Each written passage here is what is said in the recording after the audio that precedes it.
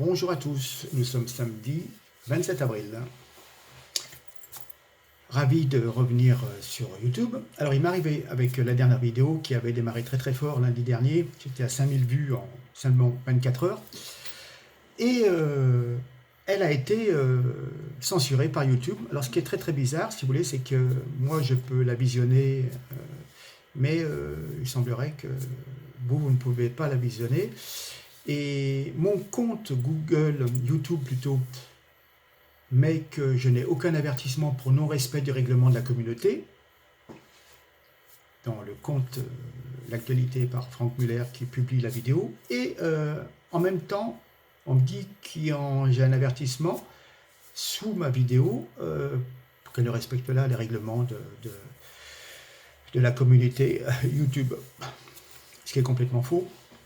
Maintenant vous me connaissez, je pense que il y a des commentaires un petit peu négatifs de certaines communautés qui n'appréciaient pas mes critiques, je reviens là-dessus sur Sibeth Ndiaye, et qui ont été très virulents, et certains des personnes qui me soutenaient, voire même plus que me soutenir, et qui étaient encore plus du même avis que moi, si on peut dire, les envoyaient vertement d'aller se faire voir. C'est-à-dire que quand on vous fait un commentaire du genre vous sentez la haine, voilà, un autre commentaire dit à la personne qui m'a fait cette gentille remarque, vous avez qu'à aller vous laver, ça sentira moins. Et je pense qu'une des personnes issues d'une communauté avec une peau légèrement plus foncée que la mienne, alors que c'est pas un bon, s'est permis de signaler comme un contenu raciste et non approprié sous le prétexte que les personnes noires n'ont pas le droit d'être critiquées. Ceci, je clôt, j'en parle plus parce que ça commence à m'énerver. Bon, voyons. On va parler du grand débat. Il y a beaucoup de choses à dire. Je reviens sur... franchement, on voit qu'il a pris des cours de comédie, notre Emmanuel Macron.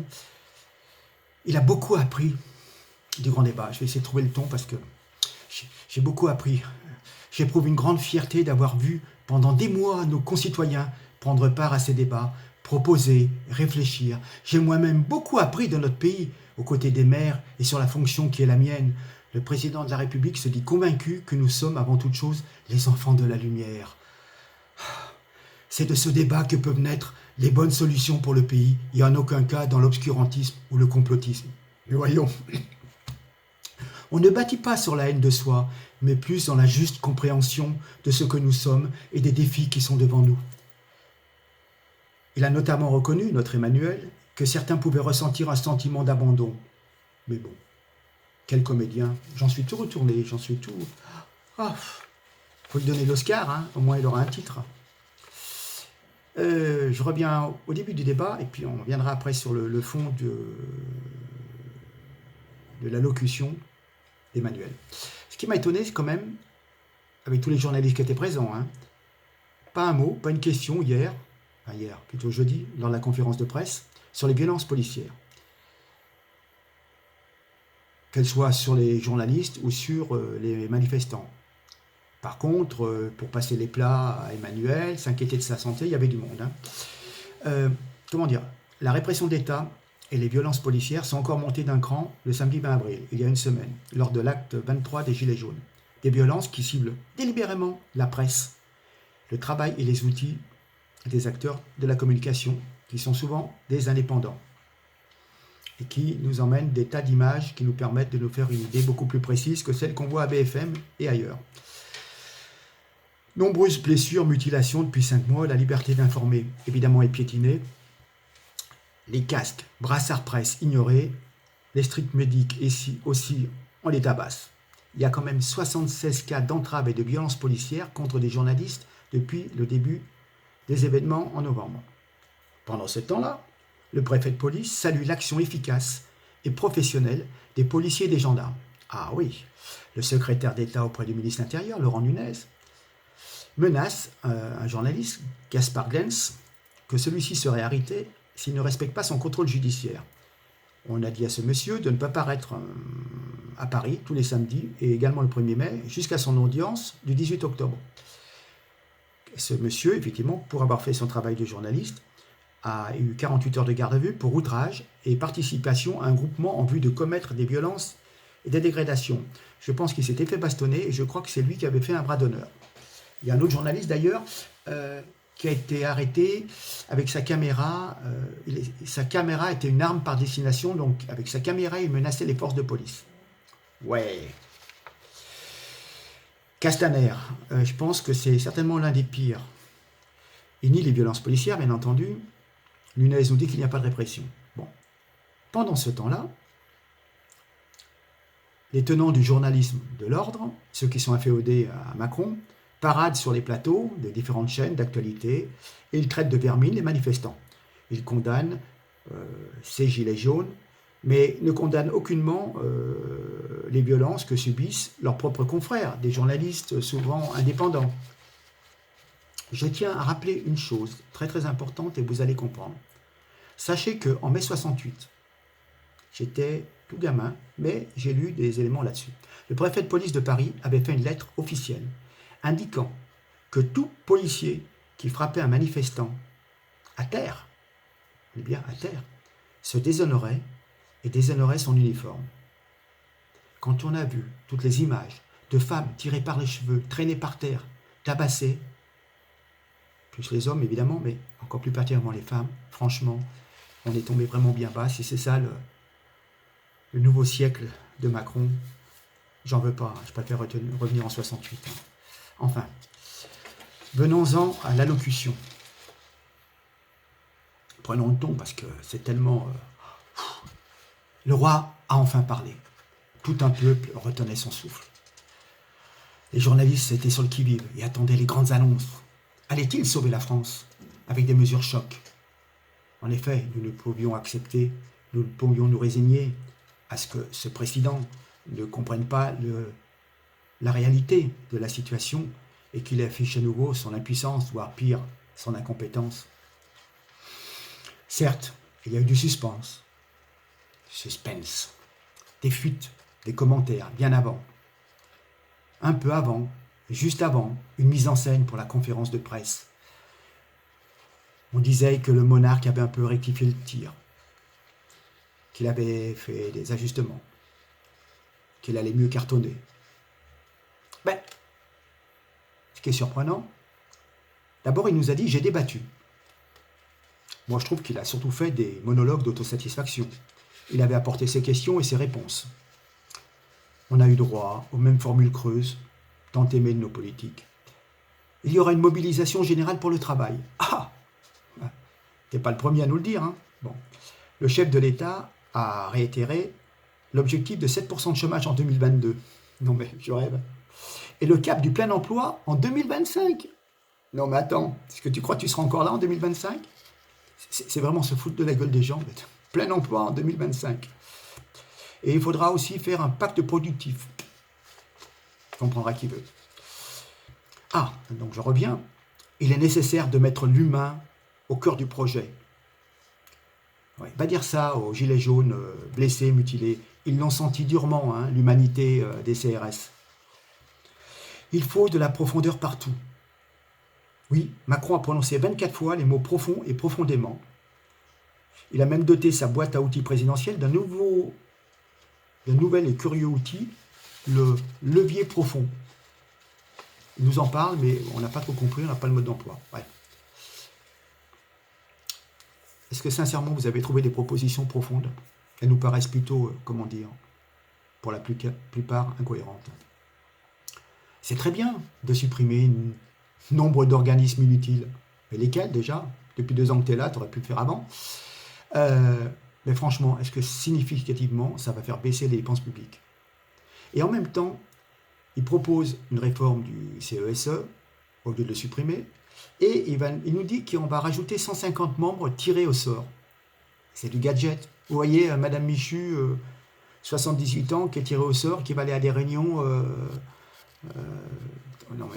au Conseil économique et social. Non, mais, enfin bon. Alors, on va faire d'autres... Ah oui, alors, c'est C'est toujours reporter le problème. On va faire des commissions, on va en parler. Bon, vous savez ce que c'est, on fait des commissions pour en tirer les choses. Mais on vous annonce des choses positives. On va s'en occuper, un jour ou l'autre. Enfin, on va déjà en parler. Prendre des mesures, c'est une autre histoire.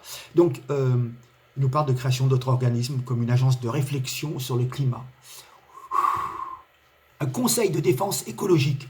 Ou encore une assemblée citoyenne ou de citoyens. Ouais. Très inquiétantes sont les annonces concernant le redéploiement des effectifs de fonctionnaires de la capitale vers les préfectures des départements. On sait très bien que le nombre de fonctionnaires territoriaux, au niveau des métropoles, etc., a explosé en France depuis plus de 20 ans. Et donc, il en rajoute qui viennent de Paris. Enfin bon, s'ils les emmènent vraiment dans la campagne, ça assure un service aux gens qui sont des territoires quand même relativement abandonnés, oui. Mais si c'est pour les mettre dans les grandes villes urbaines, c'est pas la peine. Il y en a déjà suffisamment. Enfin bon, donc il renonce à sa modeste baisse du nombre de fonctionnaires, 120 000 en 5 ans. On est pourtant dans un pays qui bat tous les records de dépenses publiques et de bureaucratie. La France a 2 fois plus de fonctionnaires que l'Allemagne pour 1000 habitants. Alors, c'est particulier, mais bon, je pense qu'il y a une sélection à faire. Et, bon, je sais pas. Enfin, moi, je sors pas de l'ENA. Remarquez, je vais supprimer l'ENA, mais en même temps, il change le nom d'une école, il en refait une autre derrière. Franchement, enfin bon. Plan fiscal, c'est différent, mais bon. Une baisse de 5 milliards d'euros de l'impôt sur le revenu.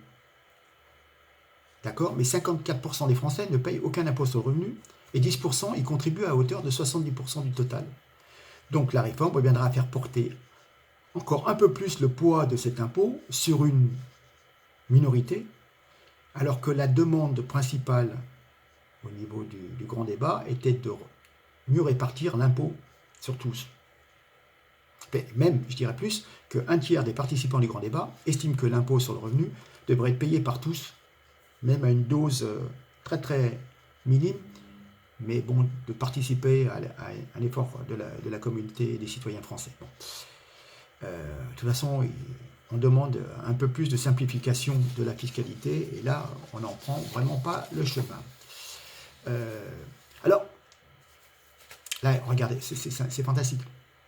Craignant d'être encore accusé de favoriser les riches, le président envisage éventuellement de revenir sur la suppression partielle de l'ISF.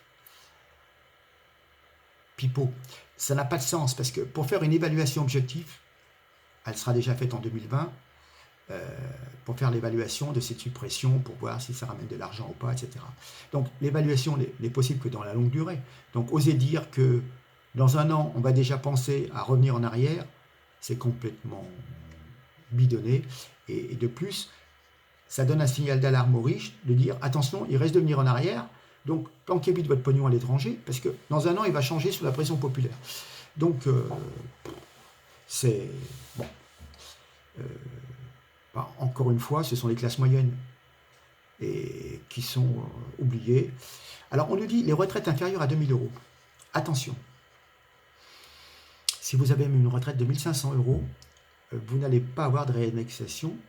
Si vous avez un conjoint qui travaille, qui a un revenu à peu près acceptable, je crois qu'il ne faut pas dépasser 34 000 euros de revenus annuels pour le couple pour avoir droit à l'indexation de votre retraite, donc qui vous apportera 15 ou 20 balles par mois, hein, on est d'accord. Avec ça, vous pourrez aller manger un McDo, dessert, ouais. Voilà. Enfin, vous voyez ce que je veux dire? On fait des annonces, vous dites moins de 2000, c'est vrai, j'y ai droit, mais si vous avez la chance d'avoir un compagnon qui travaille, et ben du coup, vous n'y avez plus droit. Donc, en fin de compte, on balance des choses. Voilà. Je reviendrai. Oui, puis en fin de compte, pourquoi 2000? Parce que ceux qui gagnent plus, vous dites, bon, ils ont de la chance, ils sont favorisés, mais ils ont énormément cotisé. Ce sont des gens qui étaient cadres et qui ont cotisé et qui ont mis de côté pour leur vieux jour. Donc, quelque part, on les trahit aussi. Quand vous avez cotisé, je ne sais pas, sur des salaires à 4 000 euros, vous aviez déjà 30 ou 40% de prélèvement, et que vous ne les retrouvez plus à la sortie quand vous êtes à la retraite, c'est un peu compliqué. Enfin, bon. Les classes réduites à 24 élèves, oui, bah, depuis le temps qu'on en parle, bon, c'est pas ça. C'est la motivation des enseignants, la liberté scolaire, le nombre d'élèves. Oui, mais ça peut être anecdotique. faut voir aussi la qualité des élèves, et si on a 30 nationalités dans la classe, avec des gens qui n'ont pas le français en tant que langue maternelle, il est certain que là, on peut même en mettre 15 gamins, s'ils n'ont pas les bases depuis la naissance, comment voulez-vous? Enfin bon, encore de grands mots, de grands mots. L'ENA, bon, on va le supprimer, ben non, on va mettre une autre formation, enfin bon. Qu'est-ce que je peux vous dire de plus? Ah, les écoles, les hôpitaux seraient conservés. Sympathique. Bon. On va vous faire un référendum législatif, mais simplement sur des sujets locaux. Mais, en fin de compte, on vous indique plein de choses au niveau local. Mais comme on a supprimé l'autonomie des collectivités locales, car elles n'ont plus la taxe d'habitation, donc en fin de compte, on leur laisse le choix éventuellement de décider, mais comme il n'y a plus de ressources, il n'y a plus d'autonomie financière, donc elles ont le droit de décider quelque chose, mais comme elles n'ont pas les moyens de financer ce qu'elles pourraient décider, encore du vent. Une autre mesure vise à pérenniser la fameuse prime annuelle que les entreprises ont pu verser cette année, jusqu'à 1 000 € par salarié, sans impôt ni charges sociales. Alors déjà, il y a eu, je crois, 10% des Français qui ont pu en bénéficier.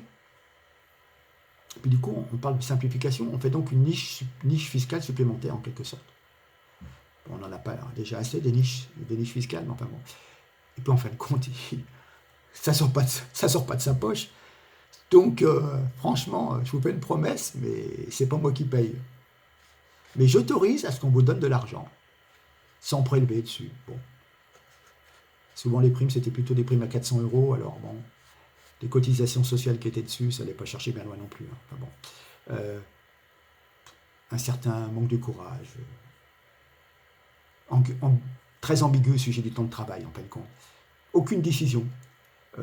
Le président se remet au gouvernement et aux partenaires sociaux, donc à perte de vue. Mais pourquoi en a-t-il parlé alors? Pourquoi ce spectacle? Il nous annonce des conférences, des débats, des rencontres pour parler du dossier. Enfin, alors les dépenses publiques, 75% des participants au grand débat, enfin, les réponses qui ont été étudiées, parce qu'il y avait 50% des réponses qui n'ont pas été épluchées parce qu'ils n'avaient pas le temps. Enfin bref, on souhaite voir baisser le déficit public. Mais en même temps, on veut pas une fiscalité écologique qui augmenterait les impôts. Alors c'est très très confus, hein, parce que les gens, effectivement, sont las. Ils sont las aussi d'être assistés. Ils veulent pouvoir vivre décemment de leur travail. Mais en même temps, vous avez quand même 52% des réponses qui demandent la révision des conditions d'attribution de certaines aides. Donc, certains trouvent, vous voyez, c'est compliqué, certains trouvent qu'on trouve d'autres aides, ou qu'il y a de la triche dans les conditions d'attribution de certaines aides. Et je pense que là, beaucoup de Français ciblaient, si vous voulez, le problème des aides fournies à des populations immigrées qui n'ont jamais cotisé et qui se retrouvent à avoir droit à APL, machin, truc, et tout tombe tout seul. En plus, il y a quand même beaucoup d'enfants, donc ce qui fait des revenus confortables sans travailler. Donc, je vais faire la parenthèse. Je sais très bien que la personne qui se lève le matin, qui gagne 1 200, 1 300 € et qui voit que chez le voisin d'en face, ça tombe tout cuit et c'est viré sur son compte en banque, c'est à cela que pensent les Français quand ils disent qu'il faut réviser les conditions d'attribution de certaines aides. Moi, je suis partisan d'un truc, t'as pas cotisé, t'as droit à rien. Je veux dire, c'est trop facile sinon. Hein. Tout le monde vient et dire « Ah, j'ai droit à ci, j'ai droit à là ». Bon, quand même. Bon, on va encore me traiter de raciste, hein, mais je veux dire, c'est pas une question de race, c'est une question d'avoir cotisé ou de ne pas cotiser. Je veux dire, la personne peut être roumaine, slovaque, etc. Si elle vient s'installer en France et qu'elle dit déjà oui, l'adresse de la CAF, j'ai des droits, donc on m'a dit que je pouvais toucher ça et ça. Ah, ouais. Bon, je ferme parce que je vais me faire encore incendier, mais bon. Vous voyez, j'ai un chiffre qui m'a étonné quand même, c'est que 24% des gens en arrivent même à souhaiter l'augmentation du travail pour pouvoir vivre plus dignement. Vous voyez, ça en dit long quand même sur sur la façon dont les gens se sentent très serrés au niveau du budget. Hein. Ah oui, alors on nous a dit aussi qu'il faut travailler plus et plus longtemps. Mais on nous a dit, vous pouvez prendre votre retraite toujours à 62 ans. Ah non, non, mais que quelque part, il y aurait quand même une décote. Ça serait quand même mieux si vous travailliez 2 ans de plus. Ah, d'accord. Donc, en fin de compte, après 5 mois de ronds-points et de manifestations, Macron nous offre des miettes. Il nous dit qu'il a pris des mesures, que nous ne devons pas tomber dans l'extrémisme, attention, et que nous devons rentrer à la maison. Circuler, il n'y a plus rien à voir. 12 millions pour le grand débat aux frais du contribuable, et la montagne à cause d'une souris. Tout ça pour ça. Macron, le roi, se prête à des monologues absurdes qui le mènent vers une fin inéluctable. Encore 30 jours, et nous votons. Ça sera le commencement de la fin pour celui qui se voulait Bonaparte, le conquérant de l'Europe, et qui finira en exil, tel l'empereur, déchu à Sainte-Hélène. Je rajouterai une chose, mettez-vous bien dans la tête. Macron gouverne pour les whiners. Il se veut un whiner, un gagnant, et pas pour les losers. Nous, il nous traite de losers. Nous sommes des Gaulois réfractaires qui sommes attachés à notre identité, à nos racines. Dans sa mentalité de mondialiste, c'est pas ça. On est des ploucs. On est des personnes pas assez intelligentes pour comprendre ce qu'il veut nous expliquer. D'ailleurs, Monsieur Legendre, le patron des députés En Marche à l'Assemblée nationale, nous l'avait dit déjà dans une interview que c'était trop intelligent pour nous. Enfin, lui, il est très intelligent parce qu'en fin de compte, il a placé sa femme à la Française des Jeux comme directrice de la communication. Donc c'est un gentil mari, hein, je vous en avais déjà parlé. Enfin bon, je termine là. Manifestation aujourd'hui, je pense relativement calme. Par contre, méfiance pour la manifestation du 1er mai.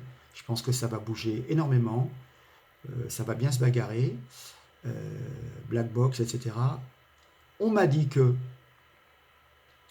les jeunes des cités ont été très vexés parce que le président a parlé de l'islam politique et ça leur a pas plu. Je ne commande pas, mais il semblerait que ça les pousse un petit peu à se réveiller et à aller manifester ou casser en ville. Voilà, nous allons voir, mais bon, soyez très très prudents pour le 1er mai. Ça devrait barder assez sérieusement. Sur ce, je vous remercie infiniment. N'oubliez pas de liker, le pouce bleu. Il semblerait que ça compte dans les algorithmes de YouTube. Je vous remercie pour vos abonnements. Je vous remercie de partager un maximum. Bon, j'essaye modestement d'apporter quelques commentaires à la vie politique. Ça m'intéresse. Enfin, j'aime surtout pas qu'on me prenne pour un imbécile. Donc, comme ils ont tendance à vraiment nous prendre pour des neuneux, eh ben, j'ai un cerveau, j'ai une bouche, et puis ma foi, j'ai pas peur de parler, donc je continue tant que vous m'encouragez. Donc encore merci à toutes les gentilles personnes qui m'envoient des commentaires, souvent des gentilles phrases et tout, je suis très très étonné. Donc c'est très très enrichissant quelque part quand même, de voir qu'on peut susciter quand même une petite amitié, voilà, enfin bon. Merci beaucoup, allez à très bientôt, portez-vous bien, soyez très très prudents. Merci pour tout, au revoir.